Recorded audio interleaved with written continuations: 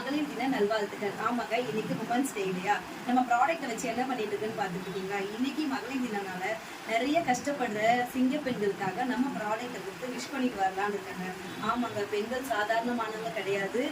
நிறைய கஷ்டப்படுறாங்க. வீட்டை, குழந்தைங்களை, ஹஸ்பண்டை பார்த்துட்டு சாப்பிட கூட டைம் இல்லாம ஓடிட்டு இருக்க நிறைய பேர் இருக்கீங்க இல்லையா? அவங்கள பார்த்து இன்னைக்கு விஷ் பண்ண போறேன். யாரெல்லாம் என் கூட வர போறீங்க? வாங்க போய் விஷ் பண்ணிட்டு வரலாமா? வாங்க. சிறகுகள் வீசி